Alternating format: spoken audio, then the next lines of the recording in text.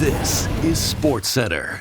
Hey, I'm Luca Cairns-Celebre, and for those of you that stayed up to watch the Blue Jays lose Game 3 of the World Series, I hope you're well caffeinated today. Last night's 18-inning classic tied the record for the longest World Series game of all time. The other one was also in LA back in 2018 against the Red Sox, and it also ended with a Dodgers walk-off home run. Now, the Blue Jays exhausted all options trying to win this game. Every position player and every reliever saw action, which begs the question, who's available for tonight's Game 4? It has to be all hands on deck, right?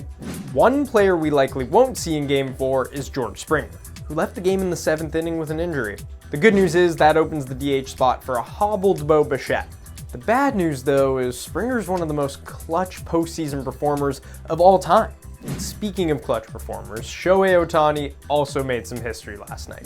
After starting 4 for 4 with 2 doubles and 2 homers, he was walked 5 times, a new MLB record, and became the first player ever to reach base safely 9 times in a postseason game. Now, looking forward to Game 4 tonight, Ohtani will make his World Series pitching debut against Shane Bieber. Biebs has had mixed results so far this postseason. He threw a gem in Game 3 of the ALCS, but struggled in his other 2 starts. And given all of the arms that were forced into action in Game 3, Bieber pitching deep into tonight's game could be key.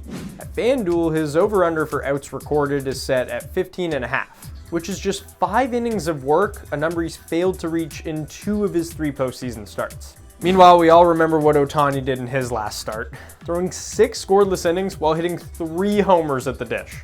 He hasn't pitched past the 6th inning all season, so the Jays should have a chance to capitalize against a tired Dodgers bullpen.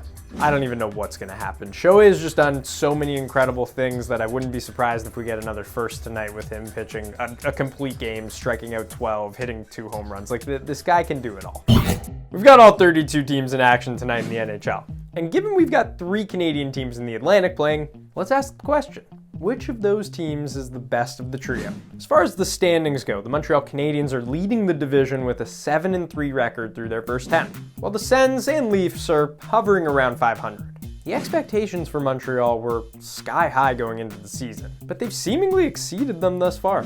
Only 3 teams have scored more goals than the Habs this season, and their young stars are playing lights out. What's scary though is the Sens in the long run might be the most dangerous of these teams. With their captain on IR, Ottawa's forwards are still buzzing. 4 of them are averaging a point per game or better, including Tim Stützle, who has 8 points in his last 5 alone. The problem so far, though, has been goaltending. The Sens have the worst duo in the league.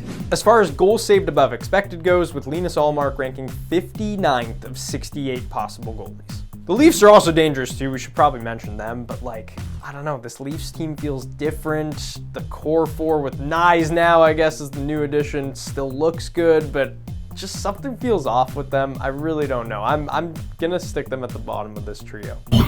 Now let's welcome in a very special guest, Maple Leafs legend Curtis Joseph. Cujo, so happy to have you. Yeah, how are you? I'm fantastic. Now let's start in net with your former team, the Maple Leafs. Do you think Anthony Stolarz can carry them on a long playoff run? Oh yeah, I really like him as a goaltender. Big guy that moves extremely well. He proved himself last year, and I think that was a big thing that hurt them last year was when he got hurt and not in there anymore. Things seemed to go south. So he's a big part of that team. He signed for long term now, and we're expecting big things. Now, when you think of the state of goaltending in this country, why do you think Canada's kind of fallen behind the rest of the world? Maybe it's the rise of the other countries and their goaltending. You know, it was Finland for a while, had some great goaltenders they were taking over.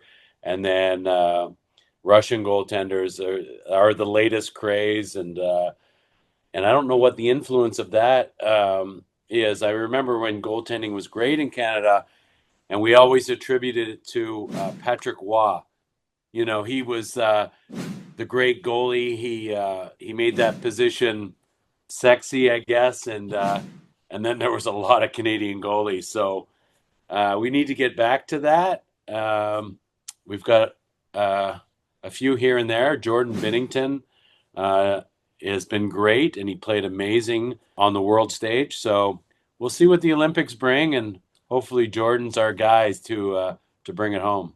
You're joining us on behalf of the Long Run Thoroughbred Retirement Ranch. Can you tell us what you're doing there? So I'm friends with Yuriko, one of the winningest, if not the winningest jockey in Woodbine history. He was showing me his program that he's got going here, which is amazing. I was out in the field today and connecting with the horses therapeutically, and I think he's onto something there. Me and Donnie Meehan, my agent, we had some horses, and Sue Leslie, and we had Ice Agent retire here.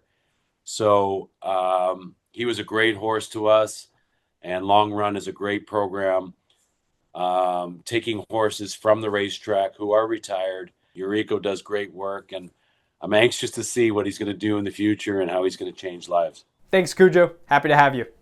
All right, thank you for having me. Now joined by one of our favorites, Lindsay Hamilton from the Canadian Women in Sport event.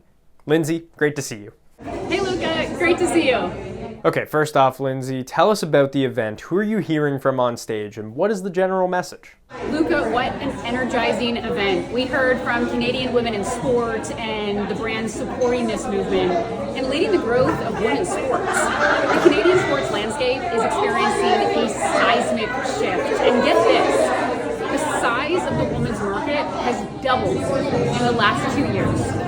Okay, Lindsay, Canada's women's sports market has surged to almost $400 million in 2025 and is on track to reach $570 million by 2030. How important is it for young girls to see such massive growth in professional women's sports? You can check out the full report in the link below. And Luca, this is about inspiring the next generation of girls in sport. Visibility matters. When women's professional sports grow, we see the trickle effect. And the research proves it. 1 in 5 girls will drop out of sport during adolescence, yet 7 in 10 girls say that sport positively impacts their mental health. And simply put, when girls play, we all win. Lindsay Hamilton, thank you so much for joining us. That's all for today. We'll be right back here tomorrow, 3 Eastern, noon Pacific. Have a great day.